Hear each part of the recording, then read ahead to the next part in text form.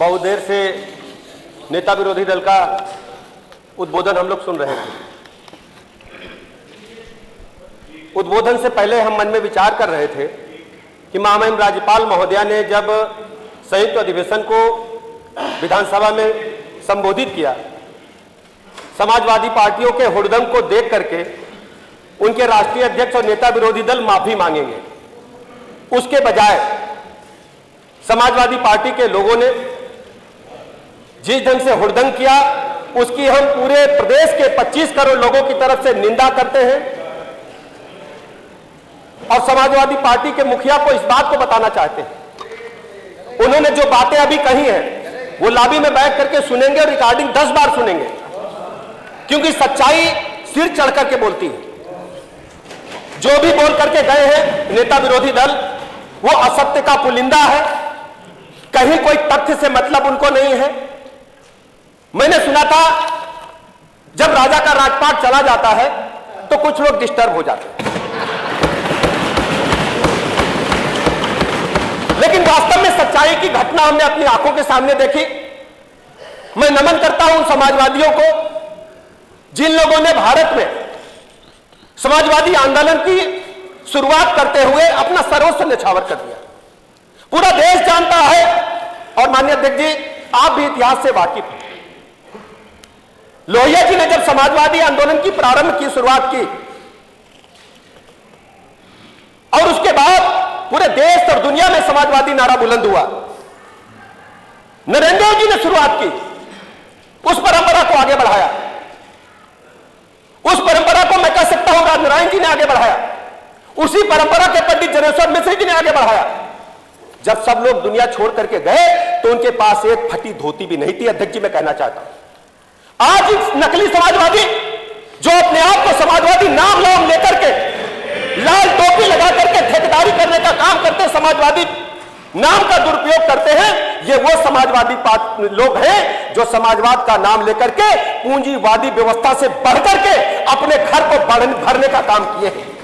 मैं एक दर्जन उदाहरण देना चाहता हूं, आप उठा करके देखिए। जब से पॉलिटिक्स इन लोगों ने शुरुआत की, समाज में काम करने के लिए आगे आए हैं, तब से इनका बैंक अकाउंट देख लिया जाए और आज का बैंक अकाउंट देख लिया जाए और इनसे पूछे कौन सा उद्योग आपने किया कि 10 रुपए से अकाउंट खोल करके आज लाखों करोड़ रुपए आपके अकाउंट में कहां से आ गए? ये कौन सी व्यवस्था है? ये सभी पूरे देश के समाजवादियों को बताया जाए, वो लोग भी पाए। ढेर सारे समाजवादी मित्र हमारे हैं जो पीछे बैठे हैं, जुगाड़ करके पिछली सरकार का जब चुनाव चल रहा था 2022 में, अध्यक्ष जी गुमराह करके इन लोगों ने छद्म रूप से लोगों को बताया कि हम आ रहे, आ जाओ। कई लोग बेचारे ठगे गए बैठे हैं, मैं अच्छी तरह जानता हूं, और कई लोग तो चुनाव हार गए। हमारे अरे वर्मा जी का नाम नहीं, हम सामने बैठे साहब हमारे ओम प्रकाश जी ठगा गए बेचारे। अध्यक्ष जी सब छूने की क्षमता नहीं है, इसलिए 2 लाइनें कहना चाहता हूं। मुझे पतझड़ों की कहानियां सुना सुना के ना उदास कर, नए मौसमों का पता बता, जो गुजर गया वो गुजर गया। चाचा बैठे हैं, चाचा के कलेजे से पूछिए।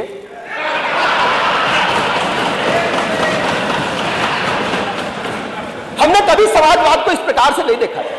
समाजवाद का मतलब होता है कि जो तन पे एक कपड़ा है वो भी ना हो तो चलेगा, आधा कपड़ा हो, एक रोटी मिले तो 4 लोग खा ले। हमने कभी नहीं सुना था कि चाचा का ही पत्ता साफ। चाचा हमारे परिवार के अच्छी तरह जानते हैं, मैं इनकी पीड़ा समझता हूं। मजबूरी में आ गए। नेता विरोधी दल के बारे में कहना चाहता हूं, बेचारे सज्जन आदमी जो आसपास लोग हैं गुमराह कर देते हैं। अब इतना कागज उनको दे दिया, इतना कागज कभी पहले कभी नहीं देखा होगा। ये कागज देने वाले पीछे से लोग बार बार कागज देने आ रहे थे और हमारे चाचा अवधेश जी बार बार दबा रहे थे मत पढ़ो। याद है चाचा आपको? अवधेश जी हमारे चाचा हैं और ये समझा रहे थे कि ज्यादा झूठ मत बोलो, सत्य मत बोलो। असली समाजवादी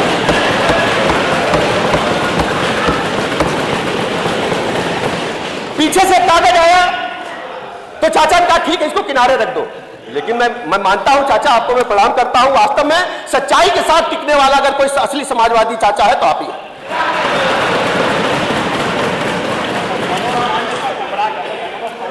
नहीं, मनोज पांडे भी जानते हैं बेचारे, कई लोग हैं, अब हम नाम नहीं लेंगे, सभी हमारे मित्र भाई, लेकिन मैं मित्रता के आधार पर कहता हूं, कोई बात हो भैया बताना, हम हमेशा साथ हैं। थाना, पुलिस, कचहरी, अस्पताल हमारी जिम्मेदारी, ठीक है ना। नहीं, डॉक्टर साहब भी देखिए जानते हैं कि सच्चाई क्या है, और डॉक्टर साहब वैसे भी होम्योपैथिक दवा देते हैं और होम्योपैथिक, ये वाली होम्योपैथिक नहीं थे जी, ये इलेक्ट्रो होम्योपैथिक के डॉक्टर है, जो अर्क निकलता है वनस्पतियों से, उसकी दवा देते हैं, सीधे फायदा करती है। मैं चर्चा करना चाहूंगा जी ग्लोबल इन्वेस्टर समिट के बारे में। ग्लोबल इन्वेस्टर समिट के लिए जब दुनिया के दूसरे राष्ट्रों में हम लोग गए, तो वहां का नजारा हमने देखा। उत्तर प्रदेश के बारे में लोग तहे दिल से इंतजार कर रहे थे कि उत्तर प्रदेश से टीम आए और हम लोग मिले। राजदूत ने जब हम लोगों को एयरपोर्ट पर लिया, और उसके बाद पूरे उद्योगपतियों में इस बात की खुशी थी, भारत से कोई राज्य ऐसा है जो हमें बात करने के लिए आया है।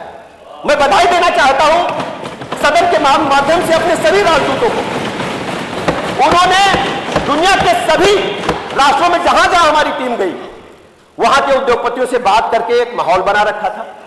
रोड शो के लिए पूरी तैयारी थी, हमारी पहले 1-to-1 मीटिंगें हुई, इसके बाद रोड शोज हुए, और बड़े अच्छे माहौल में उनका मानना था कि उत्तर प्रदेश में यदि हमें निवेश करने का अवसर मिलेगा तो यहां एक सुरक्षा की गारंटी है। दूसरा, अध्यक्ष जी, यहां पर 25 करोड़ लोग रहते हैं। 25 करोड़ लोग अगर तय कर लें कि हम XYZ नाम की कॉफी को पिएंगे, तो वो उद्योगपति उत्तर प्रदेश आकर के उद्योगपति कहलाने लगेगा, उनका इन्वेस्टमेंट से फायदा होगा।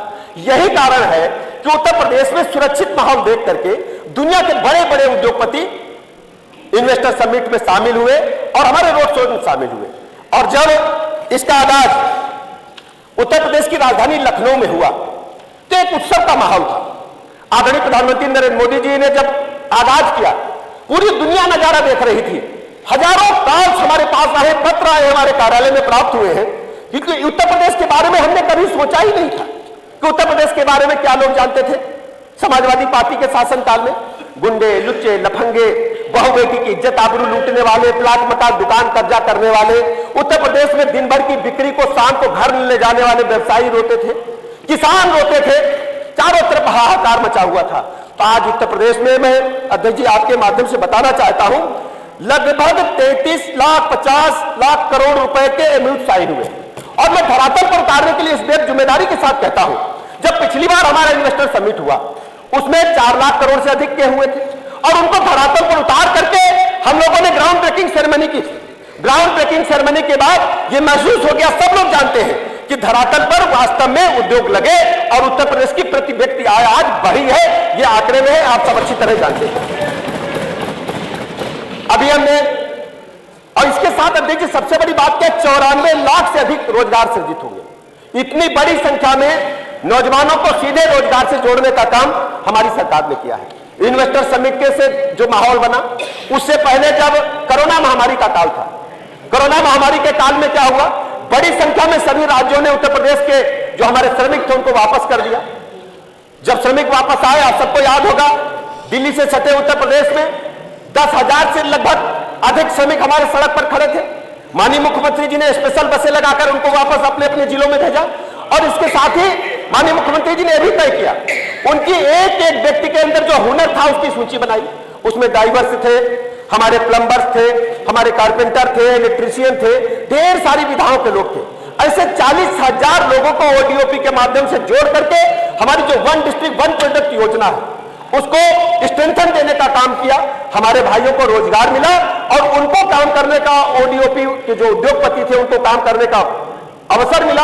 आज मैं कह सकता हूं कि उत्तर प्रदेश के जो ओडीओपी की सूची है, माननीय प्रधानमंत्री जब दुनिया के दूसरे राष्ट्रों में जाते हैं तो उनको गिफ्ट देने के लिए दूसरी सूची देखने की आवश्यकता नहीं पड़ती, सीधे ओडीओपी की लिस्ट में आकर टिक कर लेते हैं। और मैंने देखा है टीवी अखबार में कि उत्तर प्रदेश में बने उद्योग में जो ओडीओपी के वस्तु है पूरी दुनिया में जाकर के अपना स्थान ले रही है। मैं कह सकता हूं कि ओडीओपी के माध्यम से, जैसे अलीगढ़ में हमारे सब लोग जानते हैं ताले बनते हैं, आगरा का पेठा पूरी दुनिया में मशहूर है, मुरादाबाद में पीतल से बने सामान पूरी दुनिया में मशहूर है, भदोही के कालीन के बगैर तो कालीन पूरा ही नहीं होता, भदोही के कालीन मशहूर है, लखनऊ में हमारी चिकन की कारीगरी मशहूर है, इसके अलावा सिद्धार्थनगर का काला नमक का चावल पूरी दुनिया लेना चाहती कल। आज तक सिद्धार्थनगर के काला नमक चावल को सिर्फ स्थानीय लोग जानते थे, लेकिन ओडीओपी के माध्यम से आज पूरी दुनिया ऑनलाइन खरीद रही है और हमने उन्हें प्लेटफॉर्म प्रदान करने का काम किया है। इसी प्रकार मैं कह सकता हूं G20 के बारे में आप सब जानते हैं माननीय अध्यक्ष जी। G20 दुनिया के सर्वाधिक शक्तिशाली देशों का एक समूह है जिन पर 65% से अधिक संसाधनों का कब्जा उन्हीं देशों का है। मैं कह सकता हूं आदरणीय प्रधानमंत्री नरेंद्र मोदी जी ने जब से देश की कमान संभाली, दुनिया के पैमाने पर भारत की छवि बढ़ी है, साख बढ़ी है। आज मैं कह सकता हूं कि दुनिया के वो शक्तिशाली देश भारत में आकर के विभिन्न जगहों पर कई विषयों पर बैठकें करेंगे और उससे रिसर्च पेपर तैयार होगा जिससे हम लोग आगे बढ़ पाएंगे। और ऐसा मेजबानी करने का अवसर 4 स्थानों पर उत्तर प्रदेश को माननीय मुख्यमंत्री जी की अगुवाई में हम सबको मिला है। हम लखनऊ में उनका अभी कार्यक्रम संपन्न हुआ है, आगरा में संपन्न हुआ है, इसके अलावा नोएडा में और वाराणसी में भी होने वाला है। G20 के वही देश हैं जो भारत की अध्यक्षता में आज सब लोग रिसर्च कर रहे हैं कि ये देश कैसे आगे बढ़ पाएंगे। आधारभूत संरचना की चर्चा हम करें, सड़क के मामले में उत्तर प्रदेश आज 2,76,000 किलोमीटर सड़कें हमारे पास है और देश में सर्वाधिक सड़कों वाला अगर कोई पक्की सड़कों वाला राज्य है तो आज उत्तर प्रदेश है। और इसके अलावा सर्वाधिक एक्सप्रेसवे वाला भी सड़क आज उत्तर प्रदेश राज्य है। इससे ज्यादा एक्सप्रेसवे किसी के पास नहीं है। जो अभी नेता विरोधी दल बता रहे थे, जिन एक्सप्रेसवे की चर्चा कर रहे थे, आप जानते हैं कि एक सप्ताह आउटगोइंग ऑनगोइंग प्रोसेस है, चलता रहता है। इनको लगता है कि हमने दस्तखत किया है, हमने प्रपोजल बनाया है, हमने रात में सपना देखा है, मेरा ही है। अब सत्ता चली गई है, अब भारतीय जनता पार्टी के हाथ में आदरणीय योगी जी के मजबूत हाथों में है और उत्तर प्रदेश इंफ्रास्ट्रक्चर के मामले में देश में नंबर 1 बनकर के उभर रहा है। आज मैं कह सकता हूं हम प्रतिदिन 10 किलोमीटर से अधिक सड़कें बना रहे हैं और सर्वाधिक ग्रामीण सड़कें 2 लाख किलोमीटर हमारे पास ग्रामीण सड़कें हैं। ग्रामीण अर्थव्यवस्था को मजबूती मिली है इन सड़कों के बनने के बाद। एयरपोर्ट के बारे में चर्चा कर रहे थे, 2017 से पहले इस प्रदेश में मात्र 2 एयरपोर्ट होते थे, लखनऊ और बनारस। आज मैं कह सकता हूं कि हमारे पास 9 एयरपोर्ट क्रियाशील है और कुछ वर्षों में हमारे पास 21 एयरपोर्ट होंगे। लखनऊ का एयरपोर्ट तो अद्भुत ढंग से प्रगति कर रहा है, धीरे धीरे मुझे लगता है कि देश का नंबर 1 एयरपोर्ट हो जाएगा। आज वहां से 115-110 फ्लाइटें रोज आ जा रही हैं, बहुत तेजी के साथ हवाई यातायात बढ़ा है। माननीय प्रधानमंत्री जी की जो इच्छा थी कि हवाई चप्पल वाला भी पहन करके हवाई जहाज में बैठेगा, उसी दिशा में माननीय मुख्यमंत्री जी के नेतृत्व में हवाई यातायात की तरफ हम लोग तेजी के साथ आगे बढ़ रहे हैं। जेवर एयरपोर्ट की चर्चा कर रहे थे, जेवर एयरपोर्ट के बारे में सब जानते हैं कि दुनिया का अद्भुत एयरपोर्ट बन रहा है, जो एशिया का सबसे बड़ा एयरपोर्ट होगा। 5 वहां पर हवाई पट्टियां बनाई जा रही है। आज तक भारतवर्ष में आजादी के इतने वर्षों के बाद भी हवाई जहाज का मेंटेनेंस नहीं हो पाता था, हमको सिंगापुर फ्रैंकफर्ट जहाज भेजने पड़ते थे। आज हमारे जेवर में जब हम एयरपोर्ट कंप्लीट कर लेंगे तो हवाई जहाज मेंटेनेंस के लिए भी वहां पर काम शुरू होगा। यह सब माननीय मुख्यमंत्री जी के कुशल नेतृत्व मार्गदर्शन में हो रहा है। हम आपको सड़क परिवहन के बारे में बताना चाहते हैं, हम प्रतिदिन 16 लाख से अधिक यात्री ढोते हैं। मतलब हमारे पास किसी दिन 19 लाख यात्री होते हैं, किसी दिन 18 लाख होते हैं, किसी दिन 16 लाख होते हैं। अगर हम एवरेज निकालें 16 लाख से अधिक यात्री प्रतिदिन हमारी बसों में सफर करते हैं और उनको आरामदायक गंतव्य तक पहुंचाने के लिए हम लोग काम कर रहे हैं। इस बजट में भी नई बसों का बेड़ा खरीदने के लिए बजट में प्रस्ताव किया गया है। मैं आपको भरोसा दिलाता हूं सदन के माध्यम से पूरे प्रदेश के लोगों को, उनको उच्च कोटि की यातायात व्यवस्था उपलब्ध कराना हमारा प्रथम कर्तव्य है। हमारी रोडवेज बसें उनको सुरक्षित गंतव्य तक आरामदायक सफर कराने के लिए काम कर रही हैं और प्रतिदिन हमारे बेड़े में बढ़ोतरी हो रही है। इसके अलावा बिजली के मामले में नेता विरोधी दल चले गए, लेकिन पूरा प्रदेश जानता है, जैसे ही उत्तर प्रदेश की सीमा में आते थे, कुबेरी बेरा के बाद शाम के बाद महसूस होता था अगर अंधेरा हो गया तो लगता था उत्तर प्रदेश आ गया। आज उत्तर प्रदेश में 75 के 75 जनपदों में हम लगातार कंटिन्यूअस बिजली देने का काम कर रहे हैं और दावे के साथ कर रहे हैं। ये समाजवादी पार्टी के शासनकाल में, समाजवादी पार्टी के शासनकाल में अध्यक्ष जी क्या होता था, जब कोई रिश्तेदार आते थे तो पूछते थे भैया बत्ती दिन की है कि रात की। मतलब राम चलता था, एक हफ्ता दिन की बत्ती आती थी, एक हफ्ता रात की आती थी। चाचा आती थी कि नहीं आती? बताओ चाचा, आती थी ना? एक हफ्ता दिन एक रात ना बताते थे ना? चाचा ने माना कि एक हफ्ता दिन में बत्ती आती थी, एक हफ्ता रात में आती थी। मनोज पांडे भी जानते हैं, पूरा प्रदेश जानता है, एक हफ्ता दिन में बत्ती मिलती थी, एक हफ्ता रात में मिलती थी और रोटेशन पीरियड चलता था। यही किसान जिसकी चर्चा करते थे, जब थ्रेसर का बटन दबाने के लिए जाता था तो वहां बिजली नहीं होती थी। आज हम राउंड क्लॉक बिजली देकर के उत्तर प्रदेश में इतिहास कायम किए हैं कि सर्वाधिक आबादी वाला राज्य। आज मैं कह सकता हूं कि हम 26,900 मेगावाट बिजली रोज खर्च कर रहे हैं। हमारा मैक्सिमम जो पीक हमारी जो बिजली की उपयोग है 26,900 मेगावाट हम लगभग उपयोग में ला रहे हैं और हमारी अनुबंधित उत्पादन क्षमता जो है वो 30,400 मेगावाट 30,462 मेगावाट है। यानी हमारे पास पर्याप्त बिजली उपलब्ध है। बिजली की कोई चिंता की आवश्यकता हमारे प्रदेश में माननीय मुख्यमंत्री जी के नेतृत्व में नहीं है। जल जीवन मिशन जिसके बारे में पूरी दुनिया जानती है कि पेयजल के कारण ही सारी बीमारियां होती हैं। माननीय प्रधानमंत्री जी ने एक ऐसा प्रण लिया है कि सभी गरीबों को हम पक्का मकान देंगे। 2024 तक सबको पक्का मकान मिला।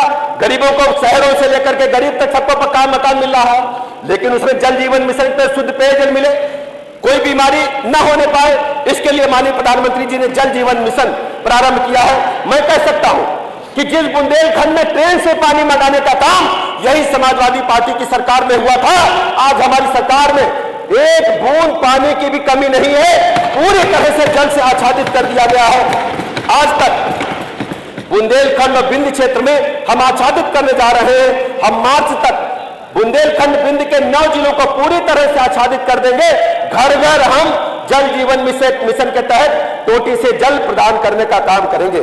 इसके अलावा अभी तक हम लोगों ने 82 लाख कनेक्शन देने का काम किया है। 2024 तक हम पूरी परियोजना पूरे प्रदेश में पूरी कर लेंगे। एक एक घर में हम नल से जल देने का काम करेंगे। बेसिक शिक्षा, स्कूली शिक्षा के बारे में चर्चा करना चाहूंगा। समाजवादी पार्टी के शासनकाल में स्कूलों का हाल क्या था, किसी से छुपा नहीं। स्कूल में तबेले खोल करके रखे थे, भूसा भर करके रखते थे, बच्चों का पता नहीं था, टीचर्स का पता नहीं था। आज हमारे कायाकल्प योजना के तहत स्कूल, किसी मॉन्टेसरी स्कूल जो प्राइवेट स्कूल है उनसे बेहतर बनाने का काम हमारी सरकार ने किया है। बेहतर से बेहतर बनाने का काम किया है। माध्यमिक शिक्षा की चर्चा करना चाहूंगा। आज हमारे पास 2200 राजकीय इंटर कॉलेज है, जिसमें 4600 हमारे पास एडेड कॉलेज है और 27,000 से अधिक हमारे पास माध्यमिक कॉलेज हैं जो निजी क्षेत्र के हैं।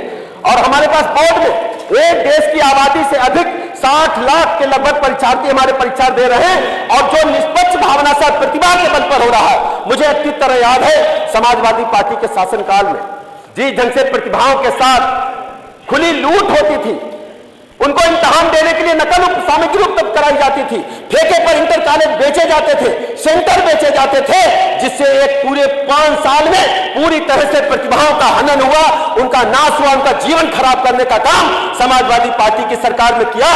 और जो हमारे प्रतियोगी परीक्षाओं के परीक्षार्थी थे, प्रयागराज किसी से छुपा नहीं है। हमारे प्रयागराज के ढेर सारे साथी बैठे, हमारे इंजी सरोजी प्रयागराज से ही आते हैं। लोक सेवा आयोग का नाम बदल करके एक विशेष जाति का नाम लिख दिया गया था, क्योंकि जब सूची आती थी ज्यादातर उसी बिरादरी के लोग एसडीएम और सीओ बनने का काम करते थे। ये तथ्य पूरे प्रदेश से कभी छुपा नहीं। अस्पतालों के बारे में अभी चर्चा कर रहे थे। अस्पतालों के बारे में चर्चा नेता विरोधी दल कर रहे थे, लेकिन कहीं न कहीं रिकॉर्डिंग में सुन रहे होंगे। हमारे पास 125 डिस्ट्रिक्ट लेवल के हॉस्पिटल्स हैं। हमारे पास विशेष स्तर के 279 हॉस्पिटल्स हैं। सीएचसी हमारे पास 943 है। पीएचसी हमारे पास 3649 है। उपकेंद्र हमारे पास 25,848 है। हेल्थ वेलनेस सेंटर इसी में, जिन पर हमने कंप्यूटर के माध्यम से संजीवनी ऐप को डाउनलोड करके किसी भी विशेषज्ञ चिकित्सक से गांव में बैठा व्यक्ति बात करा सकता है। उसके लिए सीएचओ हमारे उपकेंद्र पर तैनात रहते हैं। ऐसे हमारे पास 21,675 है। सभी जिलों में मेडिकल कॉलेज खोले जा रहे हैं। माननीय प्रधानमंत्री जी के मार्गदर्शन में तय हुआ था कि हम सभी जनपदों में मेडिकल कॉलेज खोलेंगे। उसके तहत हम काम कर रहे हैं। मात्र हमारे पास 14 जनपद बचे हैं जहां मेडिकल कॉलेज खोले जाने की कार्रवाई प्रचलित है। बाकी सब में कार्रवाई पूरी हो चुकी है। और आज हमारे पास जब समाजवादी पार्टी के मित्र सरकार से गए तो मात्र कुछ मेडिकल कॉलेज थे। आज हमारे पास, इसको विभागीय बजट में बता दीजिएगा मंत्री जी, छोड़ देते हैं, बाकी अब आगे बढ़ाएं अगर आपकी कानून व्यवस्था पे आते हैं। इनके बाद डॉक्टर के बारे में कमाल भाई, अब आपने छेड़ी दिया तो आपका नाम भी ले लेते हैं। कमाल भाई हमारे मित्र हैं, राज्यसभा में थे अध्यक्ष जी। बहुत आवश्यक बात मनोज भाई सुन लो।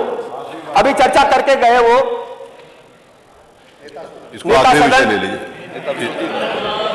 नेता विरोधी दल की तरह तरह की चर्चा करके गए। कमाल भाई जानते हैं एक बार क्या हुआ, माननीय अध्यक्ष जी महिला आरक्षण बिल आया और हम भी सदन में थे, ये भी सदन में थे।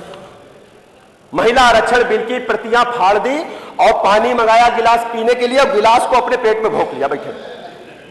महिला विरोधी समाजवादी पार्टी के लोग हैं, रिकॉर्ड उठाकर देख लीजिए, सदन में मैं गवाह हूं। महिला आरक्षण भी लाया था अध्यक्ष जी, महिला आरक्षण भी लाया था, और समाजवादी पार्टी के जितने 4-5 मेंबर थे पूरा गिलास पानी का मंगा के कांच का तोड़ करके और अपने हाथ में भोंके थे। हमने जाकर इनकी ड्रेसिंग कराई थी। और ये समाजवादी पार्टी के लोग महिलाओं का दम भरने का काम करते हैं। और दूसरी ओर बता दूं, एक और घटना बता देता हूं, सदन में हुई थी, आरक्षण का बिल आया, SC/ST आरक्षण का बिल था, और समाजवादी पार्टी के मेंबर ने प्रतियां भी बिल की फाड़ी और बेल में कूद गए। पूरी तरह से फर्नीचर को, राज्यसभा के फर्नीचर को तोड़ने का काम समाजवादी पार्टी के राज्यसभा सांसदों के अधिकार उठा के देखे। ये लोग ना अनुसूचित जात जनजाति के हैं, ना महिलाओं के हैं, ना ओबीसी के हैं। ओबीसी की चर्चा बार बार करते हैं। ओबीसी में उठा के देखो कौन लाभ पाया है। एक ही सिस्टम मिलेगा, दूसरा चाचा नहीं मिलेगा। ये लोग बैठे बेचारे सब ठगे गए, जो छोटी बिरादरी वाले थे सब ठगे गए। पूरा एक ही घर में भरने का काम किया। इसलिए माननीय अध्यक्ष जी, पूरा प्रदेश देख रहा है, पूरा प्रदेश देख रहा है। वर्मा जी, मैं आपकी पीड़ा अच्छी तरह जानता हूं, आप भी ठगाए गए हो, उसी श्रेणी में आप भी हो। माननीय अध्यक्ष जी, कानून व्यवस्था के नाम पर मैं आपको याद दिला दूं, समाजवादी पार्टी की सरकार थी, हम लोग सांसद थे। लखनऊ के हजरतगंज में लोहिया वानी की एक जीप सीईओ को टांगी बोनेट पर और सीधे एसएसपी के घर में घुसा दिया, और आज तक उस पर कुछ हुआ नहीं, FIR भी नहीं। आप पूछ लीजिए, हम गलत कह रहे हैं प्रधान जी? अच्छा, कसम खा जाओ नहीं हुआ था। तुम विद्या में कसम खाओ, तुम विद्या की कसम खाओ, हम विद्यार्थी हैं, तुम सरस्वती में विद्या कसम खाओ नहीं हुआ था। और सुनो,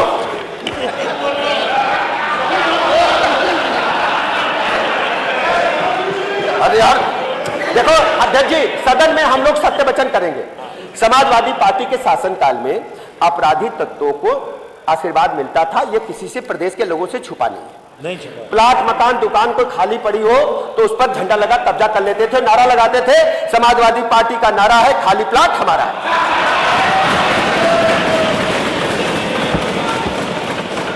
चाचा दुखी हैं, मैं मानता हूं।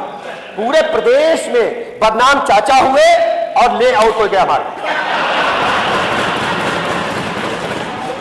पूरे प्रदेश में मिनी मुख्यमंत्री बन के बैठे थे, चाहे इटावा हो, चाहे मैनपुरी हो, चाहे कौशाम्बी हो, चाहे नोएडा हो, चाहे गाजियाबाद हो, चाहे छोटे मोटे जिले यहां वाले सब हो। कोई काम बताओ भैया को, कोई काम बताओ भैया को।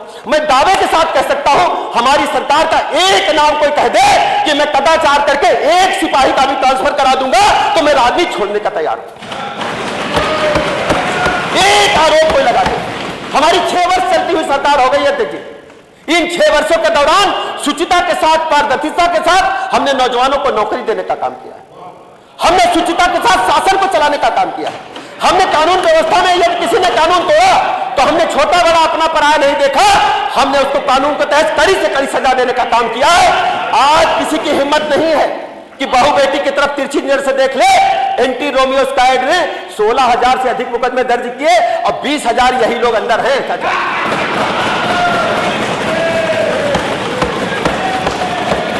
पूरी तरह से कानून का मजाक बना के रख दिया था। आज मैं कह सकता हूं, जो हमारी बहू बेटियों पर, बच्चों पर बुरी नजर रखते हैं, हमने 500 के तहत मुकदमे दर्ज किए और 6-6 महीने में हमने उनको आजीवन और फांसी की सजा दिलाने का काम हमारी सरकार ने पैरवी करके किया। हमने पुलिस को स्ट्रेंथन किया, हमने पुलिस को ताकतवर बनाया है, आधुनिक असलहे उनको दिलाए हैं, आधुनिक गाड़ियां दिलाई हैं, रिस्पांस टाइम कम किया है। अध्यक्ष जी, आज अपराधियों में डर है। अपराधी तख्ती लटका करके घूम रहे हैं कि हमारी जान बख्श दो। अपराधियों का ठौर या तो जेल है, या अगर हमला करेंगे तो जहां ठौर है पूरा देश, पूरा प्रदेश जान चुका है। आज अपराधियों की चरागाह उत्तर प्रदेश नहीं, समाजवादी पार्टी के नेतृत्व में जिस ढंग से अपराधियों को चरागाह बनाने का काम उत्तर प्रदेश को किया गया था, वो कभी संभव नहीं होगा। उत्तर प्रदेश के लोगों को, 25 करोड़ लोगों का मैं आभार प्रकट करना चाहता हूं, जिन्होंने 37 वर्षों के बाद भारतीय जनता पार्टी की सरकार योगी जी के नेतृत्व में दोबारा बनाने का। धन्यवाद माननीय पाठक जी, धन्यवाद। मैं इन लफ्जों के साथ महामहिम राज्यपाल महोदया का आभार प्रकट करता हूं। जिन्होंने हमारी सरकार की माननीय नीतियों को प्रदेश की जनता के समक्ष सदन के माध्यम से रखा। 2 लाइनें कहकर मैं बात माननीय समाप्त मंत्री जी करना से भी चाहता हूं। रिक्वेस्ट कर रहा हूँ। दिल में जलन, आंखों में तलखी, दिल में जलन, आंखों में तलखी, चेहरे पर नकाब लिए फिरते हैं, जिनके बही खाते बिगड़े पड़े वो मेरा हिसाब लिए फिरते हैं। श्री राजपाल बाल्यान